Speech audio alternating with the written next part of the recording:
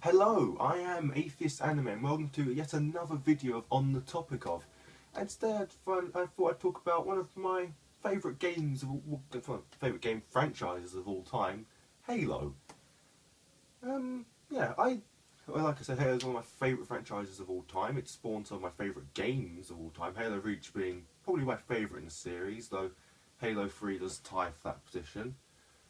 In my opinion, they're very good games. Yeah, they can be said to be repetitive, like any of the other Call of Duties and such, but that's kind of a fault in the medium of a first-person shooter, because just shooting the same enemies over and over and over again, it's going to get repetitive. That's kind of an inevitability. But the gameplay isn't entirely why I play the Halo games. Halo games are brilliant because of the stories.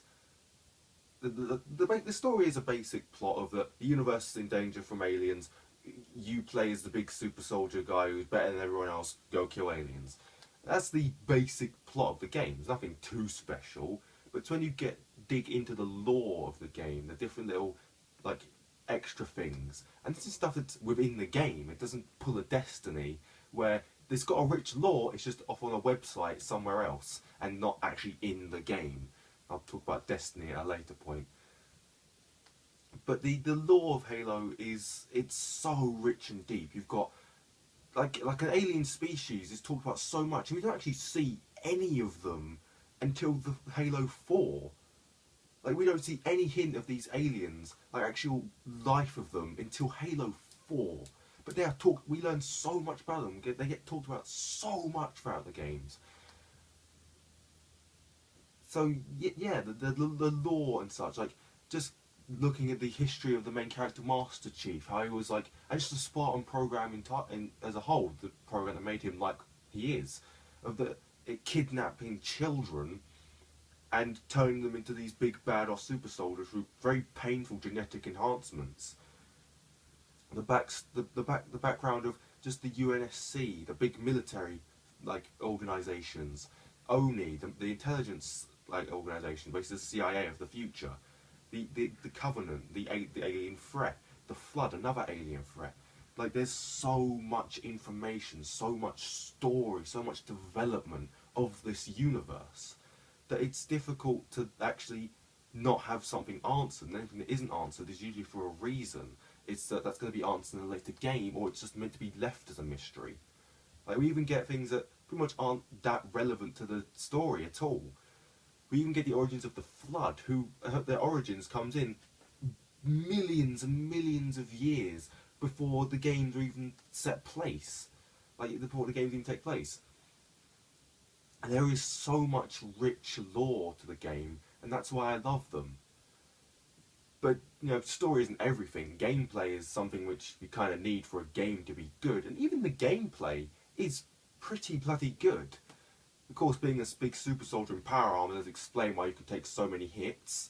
The enemies all try to fight at least somewhat differently. You have your grunts who, if you get them on their own, they're complete cowards. They'll run away from you. Like if there's no elites around or any higher ranking aliens, they'll just run away. They're scared. They don't want to fight you. They're doing it because if they don't, they're going to get killed anyway by their superior officers.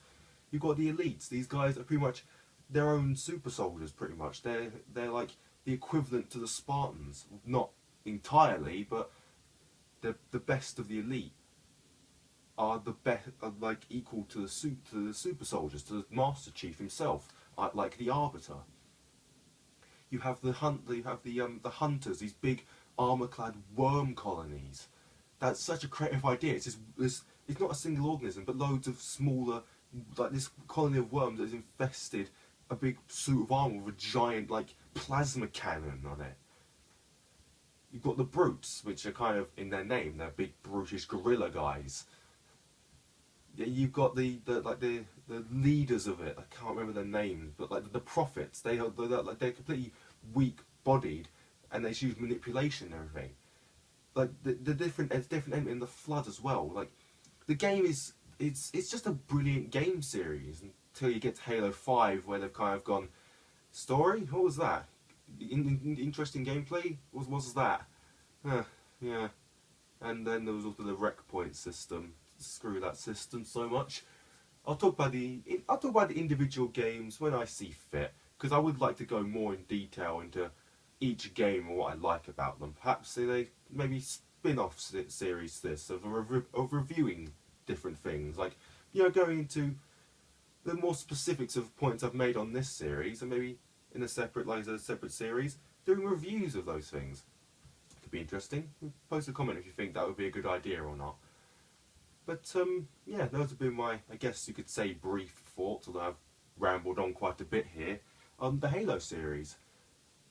I hope you've enjoyed. I've been Atheist Anime. Please like, comment and subscribe, because subscribing, you get more videos from me, you get some more entertainment, and I get support. It's a win-win situation. Goodbye.